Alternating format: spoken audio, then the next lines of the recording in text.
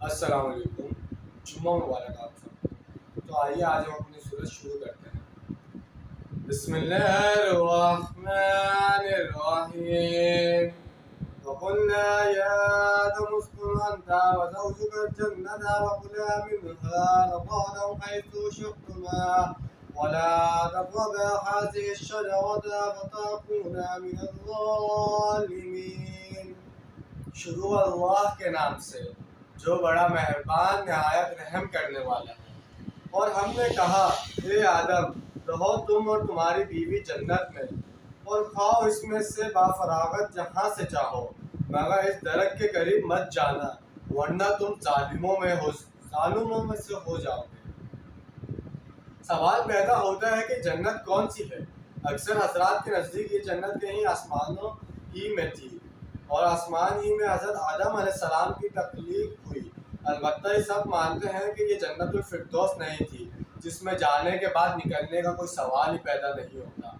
اس جنت میں تو آخرت میں لوگوں کو جا کر داخل ہونا ہے اور اس میں داخل کے بعد پھر وہاں سے نکلنے کا کوئی امکان نہیں ہے۔ ایک رائے یہ بھی ہے اور میرا رجحان اسی رائے کی طرف ہے کہ تخلیق آدم علیہ السلام اسی زمین پر ہوئی ہے۔ وہ تخلیق جن مراحل سے گزری وہ اس وقت ہمارا موضوع بحث نہیں ہے۔ بایولوجی اور وحی دونوں اس پر متفق ہیں کہ قشر الارض یعنی مٹی سے انسان کو تخلیق ہوئی ہے۔ اس کے بعد کسی اونچے مقام پر کسی سرسبز و شاداب علاقے میں حضرت آدم علیہ السلام کو رکھا گیا، جہاں ہر قسم کے میوے تھے، ہر شے فراغت میسر تھی۔ ازروئے الفاظ قرآنی: اِنَّا لَكَ لَا تَجْعَوْا فِيهَا وَلَا تَقْرَا وَإِنَّكَ لَا تَمْنَعُ فِيهَا وَلَا تَضْحَى وَلَا تَضْحَى۔ یہاں تمہارے لیے یہ آسائشیں موجود ہیں کہ نہ تمہیں اس میں بھوک لگے گی، نہ یعنی لاحق ہوگی، اور یہ کہ نہ تمہیں اس میں پیاس تنگ کرے گی، نہ دھوپ ستائے گی۔ حضرت آدم علیہ السلام کو ان کی بیوی کو وہاں ہر طرح کی آسائشیں حاصل تھیں۔ البتہ یہ جنت صرف ایک ڈیمونسٹریشن کے لیے تھی کہ انہیں نظر آ جائے کہ شیطان ان کا اور ان کی اولاد کا اصلی دشمن ہے اور انہیں ورگلائے گا اور طرح طرح سے وسوسے اندازی کرے گا۔ اس کی مثال یوں سمجھے کہ کسی شخص کا انتخاب ہو گیا ہو اور CSP کارڈر میں آ گیا، لیکن اس کی تعیناتی پوسٹنگ سے پہلے اسے سول سروس اکیڈمی میں زیر ترتیب رکھا گیا۔ واضح ہے کہ یہاں جو الفاظ حبوط اترنا آ رہا ہے وہ صرف اسی ایک معنی میں نہیں آتا، اس کے دوسرے معنی بھی ہیں۔ یہ چیزیں پھر متعصبات میں سے رہیں گی، اس لیے ان کے بارے میں غور و فکر سے کوئی ایک یا دوسری رائے اختیار کری جا سکتی ہے، واللہ عالم۔ یہاں ہر طرح کے پھل موجود ہیں، جو چاہو بلا روک ٹوک کھاؤ۔ یہاں پر اس درخت کا نام نہیں لیا گیا، اشارہ کر دیا گیا کہ اس درخت کے قریب بھی مت جانا، تم حد سے گزرنے والوں میں شمار ہو گئے۔ اب اس کی بھی حکمت سمجھیے کہ یہ اس ڈیمونسٹریشن کا حصہ ہے کہ دنیا میں کھانے پینے کی ہزاروں چیزیں مباح ہیں، صرف چند چیزیں حرام ہیں۔ اب اگر تم ہزاروں مباح چیزوں کو چھوڑ کے حرام میں منہ مارتے ہو تو یہ نافرمانی شمار ہو گئی۔ اللہ نے مباحات کا دائرہ بہت وسیع رکھا ہے۔ چند رشتے ہیں جو بیان کر دیے گئے کہ یہ حرام ہے، محرمات ابدیہ ہے، ان سے تو شادی نہیں ہو سکتی۔ باقی ایک انسان مرد کسی مسلمان عورت سے دنیا کے کسی بھی کونے میں شادی کر سکتا ہے، اس کے لیے کروڑوں آپشن کھلے ہیں۔ پھر ایک نہیں، دو دو، تین تین، چار چار تک عورتوں سے شادی کی اجازت دی گئی ہے۔ چنانچہ آدم علیہ السلام کو بتا دیا گیا کہ یہ پورا باغ تمہارے لیے مباح ہے، بس یہ ایک درخت ہے، اس کے پاس نہ جانا۔ درخت کا نام لینے کی کوئی ضرورت نہیں تھی، یہ تو صرف ایک آزمائش اور اس کی ڈیمونسٹریشن تھی۔ فَأَزَلَّهُمَا الشَّيْطَانُ عَنْهَا فَأَخْرَجَهُمَا مِمَّا كَانَا فِيهِ وَقُلْنَا اهْبِطُوا بَعْضُكُمْ لِبَعْضٍ عَدُوٌّ وَلَكُمْ فِي الْأَرْضِ مُسْتَقَرٌّ وَمَتَاعٌ إِلَىٰ حِینٍ۔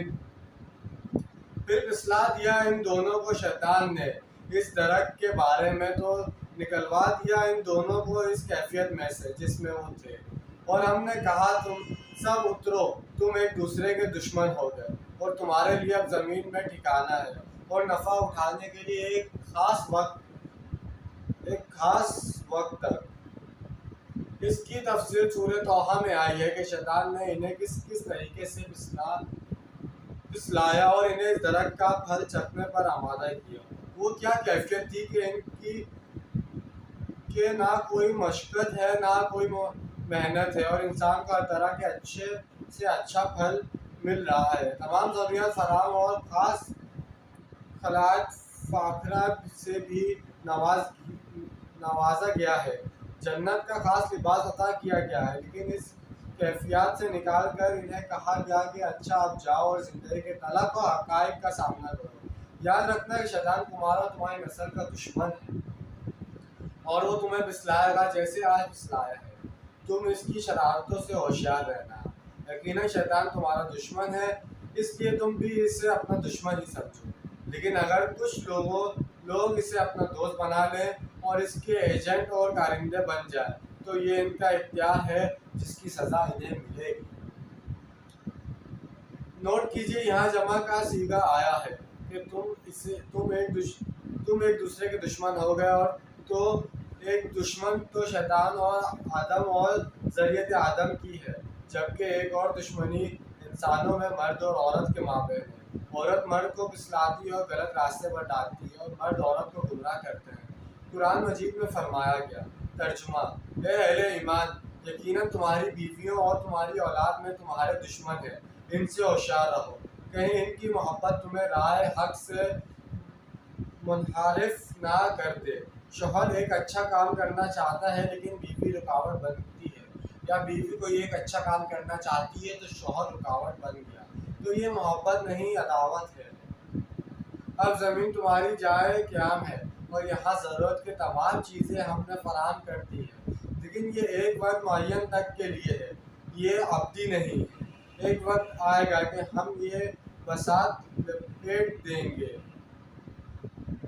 جس دن کہ ہم تمام آسمانوں کو اس طرح لپیٹ لیں گے جیسے اوراق کا تومہ لپیٹ لیا جاتا ہے۔ یہ تخلیق ابدی نہیں ہے، بلا اجل مسمى ہے، بلا حین ہے۔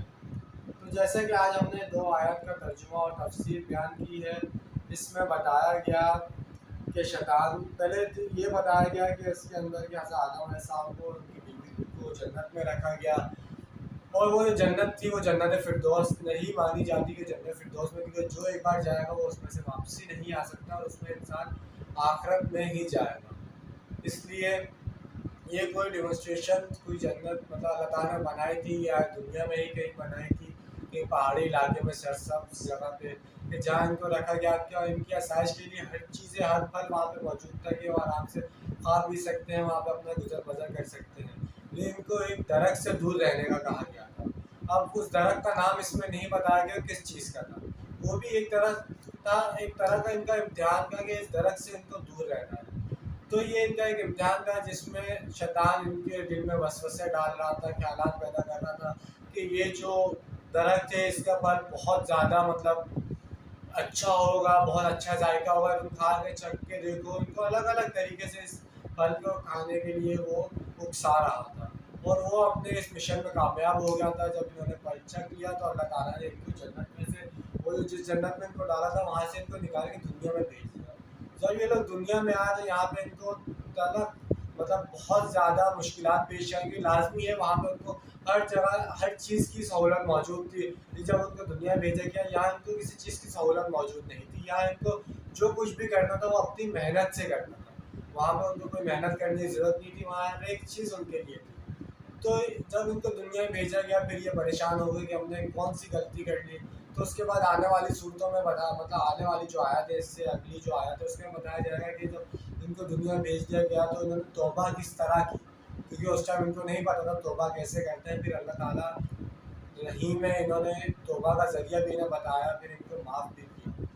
اور پھر اس کے بعد یہی دونوں آیتوں میں یہی چیزیں بتائی گئی کہ پہلے جنت کا ذکر کیا جس میں ان کو ڈالا گیا، اس کے بعد شیطان نے کس طرح ان کے دل میں وسوسہ پیدا کیا، اور ہم انسانوں کو یہی بتایا گیا کہ شیطان ہمارا دشمن ہے، اس لیے اس کی باتوں میں مت آئے۔ اور جو رشتے بتائے گئے کہ بیوی یا اولاد کے جو بھی رشتے بتائے گئے ہیں یہ بتایا گیا کہ اس میں نفع نقصان دیکھیں اور اسلام کے طریقے سے دیکھیں کہ اسلام میں کیا چیز بتائی گئی کہ یہ چیز صحیح ہے یا غلط ہے۔ تو انشاءاللہ آج کی ویڈیو آپ کو پسند آئی ہوگی اور سمجھ بھی آئی ہوگی، اور ملتے ہیں اگلی ویڈیو میں۔